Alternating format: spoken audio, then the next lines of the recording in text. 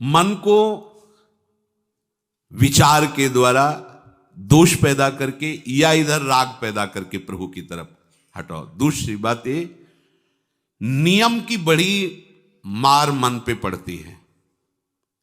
मन को मारने के लिए नियम का बहुत पालन करना जरूरी है। आप अपनी दिनचर्या ऐसी बनाएं, या गुरुजनों से जो पास हुई दिनचर्या, आपके पास प्रातः काल से शयन काल तक 1 मिनट भी खाली नहीं होना चाहिए। ये आप देख लो, जो अभी तक चर्चा हुई वो पूरे संसार में दोष दृष्टि करके भोगों के प्रति या प्रभु पे महत्व बुद्धि करके छोड़ दो, राग छोड़ो। वास्तविक कहीं सुख नहीं है। आप लोग देख लीजिए, विवेक से देख लीजिए, अभी तक सब वही करते रहे हो जन्म जन्मांतर।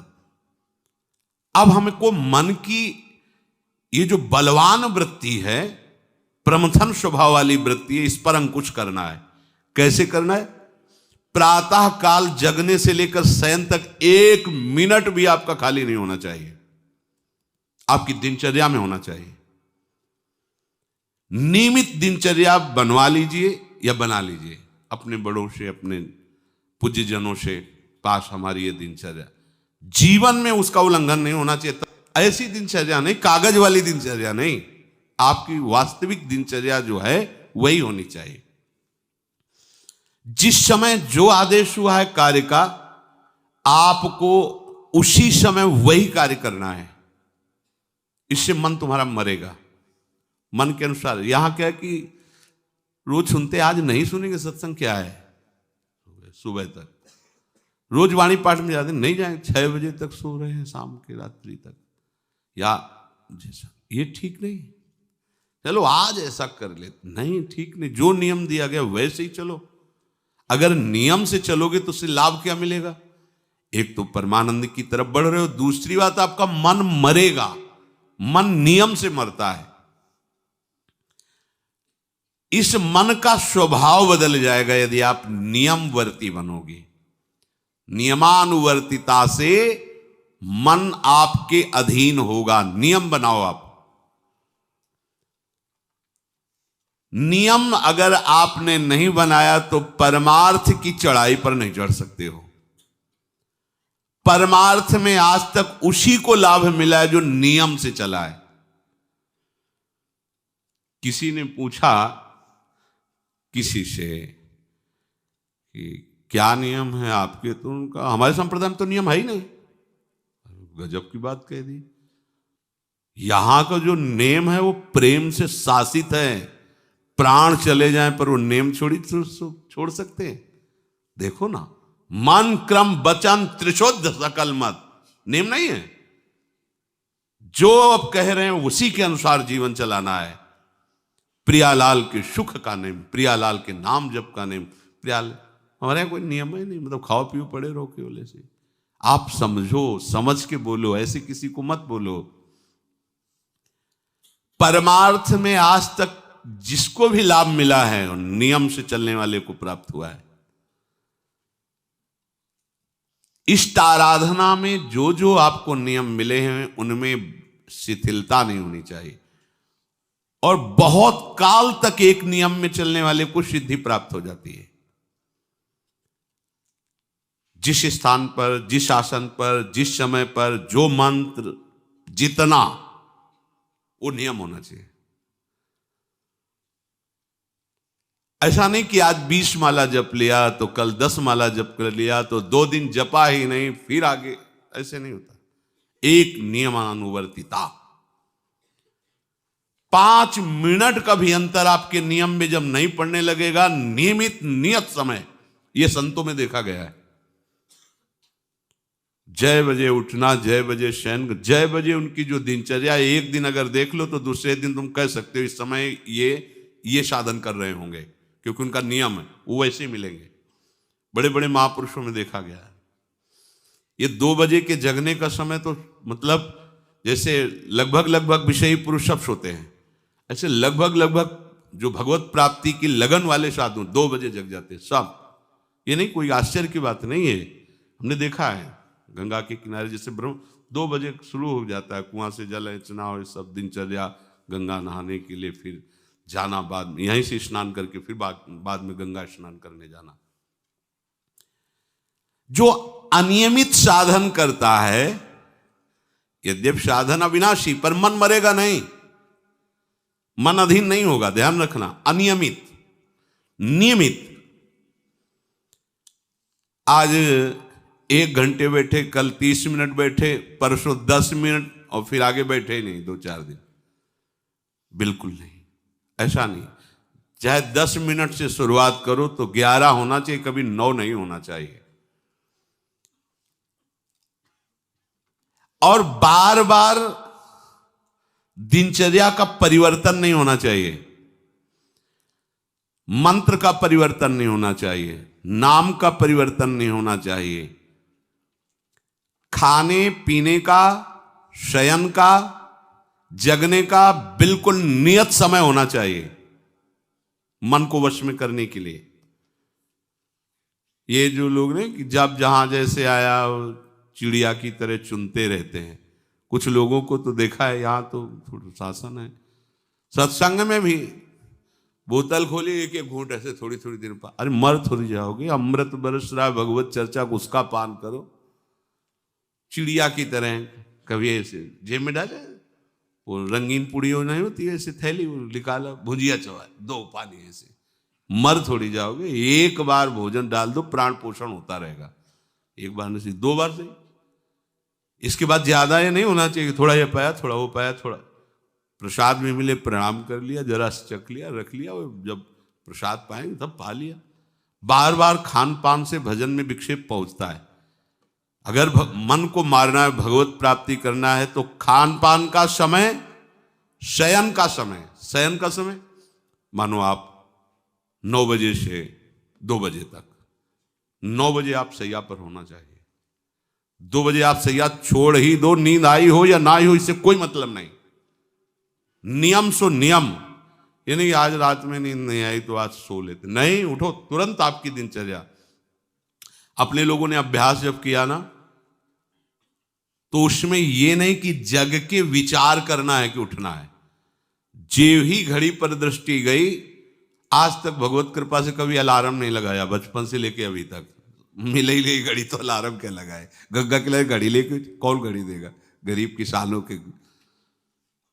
एक समय निश्चित 5-10 मिनट के अंतर की बात नहीं कहते, तुरंत वस्त्र हटाओ, तुरंत। ये नहीं कि ओढ़ के ध्यान करेंगे, वो ध्यान नहीं होगा, वो सो जाओगे। वो पहले अगर सर्दी के समय हटा दिया, ऐसे खुले बैठो, ठंडी लगेगी। अब नाम जप करो जितनी देर तुम्हारा नियम हो, नहीं तो चलो अपना शौच स्नान पवित्रता, फिर उस शयन वाले आसन पे न बैठे।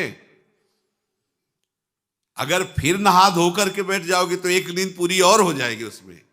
और प्राय लोग यही करते ना कि पहले तो बोले नहाने धोने की जरूरत नहीं, नाम जप कर लेंगे, उसी में बैठे। ओढ़ के अगर बैठ गए तो सूर्य उदय हो गए, कितने नाम जपा उनको खुद पता नहीं, क्योंकि वो कम्बल की उसमें, या नहा के जल्दी से ओढ़ के बैठ गए फिर सो गए। ऐसे साधना नहीं होती। स्नान करने के बाद फिर आसन में बैठ कर बहुत साधारण अवस्था, ऐसा नहीं कि खूब गरम गरम कंबल ऐसे ओढ़, नहीं, ठंडी लगनी चाहिए, शांत बैठ, आंख खुली। ध्यान नहीं करना चाहिए, आंतरिक ध्यान करो। आंख मूंद ली ना तो सुषुप्ति में पहुंच जाओगे। ध्यान पूर्वक ऐसे, जैसे चातक स्वाति की बूंद को निहारता है। भागवत में आया कि कैसे सुरता होना चाहिए, वक्ता के प्रति चातक दृष्टि से देखते हुए एक एक शब्द श्रवण इंद्री से वो पान कर रहा है, ऐसे शांत तो एकदम देखते हुए ऐसे पान। श्रुता सोई परम सुजान, सुनत चित रति करे। आपके वस्त्र पहनने का ढंग, चलने का ढंग, बोलने का ढंग सात्विक होना चाहिए। सोमवार को अमुक रंग का, मंगल को अमुक रंग का, बृहस्पति को अमुक रंग का, ऐसे। चलने की भी अलग अलग स्टाइल, अलग अलग से डालना का। अगर भगवत प्राप्ति करनी है तो सात्विक चाल हो, सात्विक भाषा हो, सात्विक वस्त्र हो। इनका भी बहुत प्रभाव पड़ता है, वस्त्रों का भी प्रभाव पड़ता है, चाल का भी प्रभाव होता है। अभिमान की चाल देखना, छाती में हड्डी हड्डी पर फैला के चल रहे मानो सूरवीर है, हाँ, जांघ में मांस नहीं है, केवल पैंट ही पैंट दिखाई दे रहा है, बात ऐसा विमान ऐसे टांग चला मानो ये सब नहीं। सात्विक वृत्ति से चलो, सात्विक कपड़े पहनो। ऐसा नहीं कि अब लाल ही पहनना है तो अमुक कंपनी का आना चाहिए, लाल रंग का या पीले रंग का। कितने का स्वेटर? बोले 1,70,000 का है। अपना जीवन सात्विक हो, सात्विक वस्त्र भी वस्त्राभूषण, और हमारा चलना भी सात्विक हो, हमारा बोलना भी सात्विक होना चाहिए। अब इसके बाद उपासक को देखो, ये तो नियमावर्तिता हुई। अपने मन के ऊपर हर समय दृष्टि रखनी। उपासक शब्द इसीलिए है, विषयी पुरुष नहीं रख सकता। उपासक को हर समय मन पर दृष्टि रखना है। क्या सोच रहा है, ऐसा क्यों सोच लिया इसने, ऐसा क्यों ये प्रेरणा आई? क्या हमारा भोजन गलत हुआ, क्या संग गलत हुआ, क्या हुआ? पूरी जांच हो रही। आप सच्ची मानना, प्रारंभिक बात तो अलग है कि मन पूर्वश, नहीं तो ऐसा नहीं है कि काम के विषय में सोचने लगे, ये लोभ के विषय, ऐसा नहीं है। आपका संग गलत हुआ, आपका दर्शन गलत हुआ, आपका गलत श्रवण हुआ, भोजन गलत हुआ तो ही हो सकता है। नहीं, ऐसे नहीं कि भगवत चिंतन की धारा में बीच में काम आ जाए, बीच में क्रोध आ जाए। प्रारंभ में तो ऐसा होता है, लेकिन आगे बढ़े हुए उपासकों को फिर ये दिनचर्या में अपनी जांच करनी, क्या गलत हो गया, आज क्या खाया जो हमारे मन में ऐसे विचार आ रहे हैं, आज किसका संग किया जो हमारे मन में ऐसे विचार आ रहे हैं। यद्यपि बड़ा कठिन है मन की जांच करना, क्योंकि हम मन ही बने हुए हैं, तो जांच क्या करेंगे? जांच तो वो कर सकता है जो थोड़ा मन से अलग हटा है ना, दृष्टा भाव देख रहा है मन को। हम तो मन ही बने हुए हैं, जो वो चाहता है वो हम चाहते हैं। देखो ना, बहुत बातचीत से समझ में आता है। आज हमारी ये खाने की इच्छा है, आज वहां जाने की इच्छा है, तुम्हारी थोड़ी, मन की है। थोड़ा अलग हट करके देखो, फिर उसमें निर्णय करो, सही है या गलत। जो जो विचारों में आप सपोर्ट दे देंगे वो मन के संस्कार बन जाएंगे। आप सपोर्ट नहीं देंगे तो संस्कार नहीं बनेगा। ये बहुत खास बात है। जब आप भजन में बैठे हो, साधन में, या चलते फिरते उठते बैठते, ये जो शास्त्र विरुद्ध गंदी स्फुरणा दे, आप बिल्कुल इसको सपोर्ट मत करना, नहीं ये संस्कार बना देगा। फिर वो आपके न चाहने पर भी आपको परेशान करेगा। और यदि आप बिल्कुल उदासीन रहे, जैसे पागल आदमी पीछे बोलता चला जाए, आप कुछ मत बोलो, वो दूसरी दिशा में चला जाएगा, ऐसे ही मन शांत हो जाएगा आपका। ये आपको फेंकता, आप परेशान मत होना, ये फेंकता रहेगा जो उसने जमा किया है, फिर शांत हो जाएगा, फिर नष्ट हो जाएगा, उसका विषय स्फुरण नष्ट हो जाएगा। अगर कहीं मन भगवत संबंधी सलाह दे तो उसको दुलार करना चाहिए, सराहना कर, वाह आज आपने बहुत सुंदर बात। मन आपको कभी कभी अच्छी सलाह दे, और जहां आपको बुरी सलाह देने लगे तो फिर उसको धिक्कार दो कि प्रभु से बढ़कर तुमको ये लगा, प्रभु के नाम रूप से बढ़कर लगा। अंदर होना चाहिए, बाहर भले मत। ऐसे हो गए ना, वो सुधरने लगेगा। बस ये अच्छे से ध्यान रखो, जब ये गलत प्रेरणा करे तो या तो एकदम उदासीन, और या फिर इसको डांट लगा दो, प्रभु की तरफ चलना है, क्या गंदी बात अंदर। नहीं नहीं, अभ्यास से मन असत कार्यों को छोड़कर भगवत कार्यों में लगने लगेगा। धीरे धीरे जब इसको स्वाद मिलेगा तो पूरा का पूरा ये आपके अधीन होने लगेगा। ऐसा नहीं है कि मन वश में नहीं, मन वश में की वश की बात, मन की ताकत नहीं होती कि विषयों में चला जाए। आप करके तो देखो भजन, नहीं ऐसा होता तो पूरा जीवन बर्बाद हो जाए। फिर वो मन ही वश में नहीं होता, फिर क्या? नहीं, ऐसा नहीं। पूरे जीवन को पढ़ा है। साधु की सबसे बड़ी पढ़ाई मन की होती है, वो मन को पढ़ता है, पूरे जीवन मन को पढ़ा है उसने, देखा है मन अब क्या परिवर्तन, अब क्या परिवर्तन, अब क्या स्थिति, अब क्या स्थिति। सच्ची मानिए, एक दिन मन मनमोहन बनकर के अनुभव करा देता है। कहीं और अनुभव नहीं होता, इसी में अनुभव होता है। निहाल कर देता है, धन्य धन्य कर देता है। बस इसके असत वासनाओं, असत चेष्टाओं, असत स्फुरणाओं का आप साथ न दें, तो ये आपसे अलग हो नहीं सकता, ये भगवदानंद में डुबो देगा। इसे अधिक से अधिक भगवत चर्चा सुनाओ, इसे अधिक से अधिक प्रभु की छवि के दर्शन कराओ। देखो, भरो, मन में भरो, खूब भगवत चर्चा करो। प्रभु की श्री विग्रह, आप जिस कमरे में शयन करते हो उस कमरे में कहीं भी कोई सांसारिकता नहीं होनी चाहिए। परिवार की फोटो या किसी अन्य आकर्षणकारी वैभवशाली की फोटो, ऐसा नहीं, या कोई अपने आराध्य देव गुरुदेव संत भगवान, एक से एक भगवत प्रेमी महात्मा, उनकी संतों की छवि, प्रियालाल की छवि, जिधर दृष्टि जाए भगवत स्मृति में लगा दे। उठते बैठते अपना तो कमरा अंदर से ऐसा ही होना चाहिए, पूरे कमरे में नाम लिख लो, राधा राधा राधा वल्लभ सिंह, राधा राधा राधा राधा, या लिखी हुई टांग, बहुत आपको लाभ मिलेगा। जिधर अब राधा राधा राधा, अखंड स्मृति। और उस जो आपका वास्तविक साधन कक्ष हो, शयन कक्ष हो, अगर ऐसा हो जाए तो बहुत बढ़िया है। अन्य का प्रवेश ना हो, कोई भी हो, सदगुरुदेव की सिवा, आराध्य देव की सिवा, उसका आप देखना, इसका बहुत बड़ा प्रभाव होता है। कई बार इस बात का अनुभव हुआ कि जैसे बाहर मन विक्षिप्त हो गया किसी बात से, किसी उपासक से, और जे भी एकदम जैसे एकदम बदल गए व्यक्ति, और भजन बड़ी तीव्रता से होने, क्योंकि वहां परमाणु भजन के वो भागवती कक्ष होता है। इसके लिए भाई जी ने भी सावधान किया, अगर ऐसा हो जाए तो, मान लो असुविधा है तो कोई बात नहीं, अगर ऐसा हो जाए कि भगवत मार्ग के पथिक का जो वास स्थल है, जहां वो शयन करता है, बैठता है, उसमें सांसारिक पुरुषों का प्रवेश ना हो।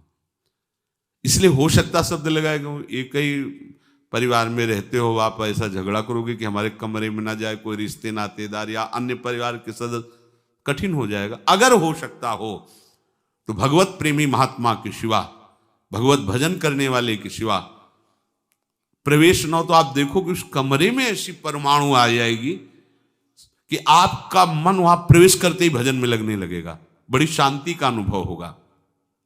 इसे खूब भगवत चर्चा सुनाओ, भगवत चर्चा करो, और भगवत श्री विग्रह के दर्शन कराओ, बड़ा लाभ मिलता है। जिसे आप जहां शयन कर रहे हो, सामने अगर अपने आराध्य देव की छवि हो ना, बार बार बार बार दर्शन का शौक, और कभी कभी तन्मयता एकाग्रता करते हुए अगर शयन कर जाओ तो स्वप्न में वही छवि के दर्शन करते हुए पाया जाता है। एकाग्रता का बड़ा महत्व है। अगर आप नाम में एकाग्र करके सो जाओ तो आप देखो जगते समय आपकी वही नाम चलता मिलेगा। मन के कहने में कभी अपने आप को मत फंसाओ। मन लोभी, मन लालची, मन चंचल, मन चोर, मन के मत चलिए नहीं, ये पल पल में कुछ और, ये भटकाता रहता है। जब तक ये प्रभु की तरफ आपको प्रेरित ना करे तब तक इसको अपना दुश्मन मानकर इसका विरोध ही करते रहिएगा। मन का जैसे अपने दुश्मन के प्रत्येक कार्य पर निगरानी करने वाला दुश्मन के प्रहार से बच जाता है, क्योंकि हर क्षण वो सावधान रहता है, वैसे ही जो उपासक मन पर नजर रखकर इसे दुश्मन के भाव से देखता है वो सावधान रहता है और मन के प्रहार से बच जाता है। जहां कहीं ये उल्टा आपको ले जाने के लिए करे, बस इसकी सुनना नहीं, बिल्कुल इसके विरोध में हो जाना। ये बड़ा बलवान है पर तुमसे बड़ा नहीं, ध्यान रखना, ये तुम ही से बलवान है, तुम ही से खा पी के तुम्ही को पटकेगा अगर इसके अनुकूल रहे। और अगर आप अपने, तो ये इसकी ताकत नहीं आपको गिरा दे, क्योंकि बिना सपोर्ट के आपके कुछ नहीं कर सकता। पक्का आप सपोर्ट मत कीजिए, ये आपका कुछ नहीं बिगाड़ेगा, पर इसका स्वभाव है कि एक क्षण में अपने अनुकूल कर लेना। जहां दिखाया कि हम आपको ऐसा सुख प्रदान करेंगे, जल रहे हो ना, अभी आनंदित हो जाओगे तो आप दस्तखत कर दोगे, जी बस वो ले गया। आपके दस्तखत के बिना कुछ नहीं कर सकता। कई बार इससे उपासक को हारना होगा, क्योंकि बताया नहीं वो दस्तखत करवा लेगा, पर तुम साहस मत छोड़ना इसके परास्त करने का। सैकड़ों बार ये हराता है, सच्चा उपासक वही है कि गिर करके, हार करके भी उसको हराने का उत्साह न छोड़े। ये हरा देता है, बहुत बार हरा देता है, क्योंकि पूर्वाभ्यासी बहुत दांव पेच जानता है, हमको अपने अधीन किए रहता। कई बार तो ऐसे ढंग से हराता है कि समझे नहीं आता कि मुझे हरा रहा था क्या। जब हार गए तब लगता है हाँ हार तो गए, इसका मतलब हमको हरा रहा था। हिम्मत मत हारना, जीत तुम्हारी होगी, क्योंकि तुम प्रभु के सीधे अंश हो और ये तुम्हारी ताकत से बलवान हो रहा है। दृढ़ता से लड़ो तो दिन दिन तुम्हारा बल बढ़ेगा और मन का बल घटेगा, और यदि इसका सपोर्ट करते रहोगे तो इसका बल बढ़ेगा, तुम्हारा घटेगा। तुम इस पर जिस दिन विजयी हो गए तो ये मन न रहकर श्री कृष्ण हो जाएगा। पर ध्यान रखना, ये बहुत चतुर है, ये कभी डरवाएगा तुमको फिर अपने अधीन करेगा, ऐसा ही होता है। कभी फुसलाएगा, कभी लालच देगा, कभी बड़े सुख का प्रलोभन देगा, परंतु तुम इसके धोखे में मत आना, भूल कर इसका विश्वास न करना। अपनी हिम्मत टूटने न पावे, लड़ने में कमी न होने पावे, इससे लड़ाई लड़नी। यहां हम मन से तो लड़ते नहीं, बाहर झगड़ा करते घूम रहे हैं। इससे लड़ो, ये बेईमान जो हमको परास्त कर रहा है। अंत में आप देखोगे आपकी आज्ञा पर खड़ा हो जाएगा हाथ जोड़, अब जैसा आप जैसा, ये विश्वासी सेवक बन जाएगा। मन को कभी निकम्मा मत रहने दो। अब तो सब हो गया, वाणी पाठ भी हो गया सब, 3 घंटे तो कोई बात है नहीं, 3:30 बजे शाम के जाना है। 3 घंटे में वो इतना मसाला एकत्रित कर देगा कि 3 महीने में तुम सत्संग के द्वारा उतना सामग्री नहीं एकत्रित कर पाओगे उसको हराने के लिए। बहुत चतुर है, इसको खाली मत रहना। एक आदमी ने भूत सिद्ध किया, भूत सिद्ध हो गया। भूत ने कहा कि काम बताओ हमें, अमुक काम, एक क्षण में कराया, और बताओ। और क्या बताएं? बोले काम नहीं बताओगे तो उठाक पटक देंगे तुम्हें, हम तुम्हें मार देंगे हम। वो जो भूत सिद्ध करने के लिए मंत्र दिया था, वो गुरु के पास गया, बोले महाराज वो तो कह रहा मार डालेंगे अगर काम नहीं बताओगे। ठीक है, एक लंबा बांस खड़ा कर दिया और कहा इस भूत को आदेश करो, इस पे उतरो चढ़ो, जब तक हम कोई काम ना बताएं तो यही तुम्हारे ऊपर का। बस ऐसे ही मन भूत है, उठाक पटक देगा आपको किसी न किसी विषय में। इसको काम बताओ, क्या? राधे श्याम राधे श्याम राधे श्याम, चढ़ते उतरते रहो, ऐसे नाम में चलते रहो। जब और कोई काम होगा तो बताएंगे, चलो सेवा कर लो, बाड़ी पाठ कर लो, नहीं है ना, राधे श्याम राधे श्याम राधे श्याम। पक्का समझो भूत है, मार देगा तुम्हें। अगर राधे श्याम रूपी बांस में इसे चढ़ाओगे, उतारोगे नहीं तो पटक देगा किसी न किसी विषय में, फिर छाती जलेगी, दिमाग खराब होगा, डिप्रेशन में पहुंच जाओगे। ये ऐसे ऐसे कर्म करवा देता है कि लगता है अब भी इसकी जरूरत है। प्रभु के होके, प्रभु का नाम जप करके, प्रभु के मार्ग में अब भी इसकी जरूरत है। जो तुमने किया, जो तुमने सोचा, जो तुम सोच रहे हो, इसकी जरूरत है। बहुत सावधान, नाम कभी छूटे ना इसको। उसमें ये निकम्मा मन बर्बाद कर देता है। निकम्मा रहोगे तो इधर उधर की बातें सोचेगा। एक और बात बता दे, जब तक नींद ना आवे तब तक लेट करके भजन मत करना। किडनी थोड़ी खराब है तुम्हारी कि तुम्हें बैठने में परेशानी। अपने लोगों ने ऐसा किया है कि अब जैसे रात्रि में है, माला लेके बैठ गए, अब नींद नहीं आ रही है तब तक माला चल रहा है, भजन चल रहा है। जब नींद आने लगी धीरे से लेट गए, माला छाती में रखा है, अगल बगल कोई अपने माला में ही है। अब लेट करके कि नींद का इंतजार, तो नींद तो आए कि ना आए, लेकिन ये क्या क्या प्रोग्राम आ जाएगा वो आप देख लो। नए साधक सावधान नहीं रहते तो दुर्दशा अपनी कर लेते हैं क्रियाओं के द्वारा, अन्य चेष्टाओं के द्वारा। शयन के समय बहुत सावधान रहने की जरूरत है।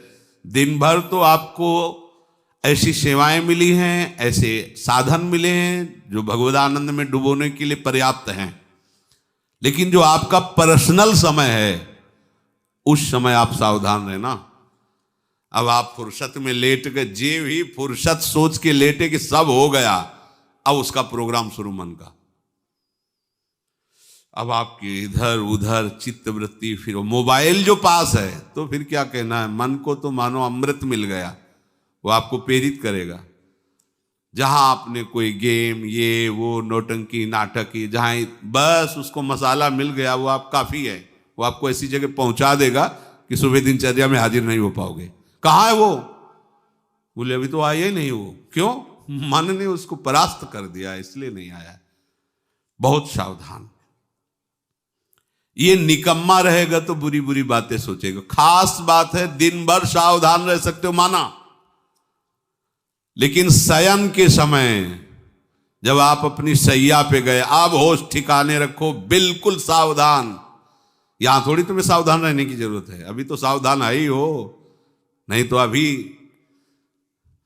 खड़े हो, तुम्हारे पितर तक तृप्त हो जाएंगे अभी है। लेकिन कमरे में सिटकिनी बंद, अब शयन के लिए गए, अब होश में, यही होश खो जाते हैं। ध्यान रखना, मन आपसे ऐसी चेष्टाएं कराएगा, क्रियाएं कराएगा, ऐसा दर्शन कराएगा, ऐसा सोचवाएगा, पूरे दिन की साधना को मटिया पलेट कर देगा, पोछा लगा देगा। हमारी प्रार्थना मान लेना, जब तक नींद ना आवे तब तक सोने के लिए आप लेटना नहीं। यदि जवान साधक हो, माला हाथ में, ऐसे दोनों हाथ कब्जे में है, जवान से नाम या मंत्र अंदर।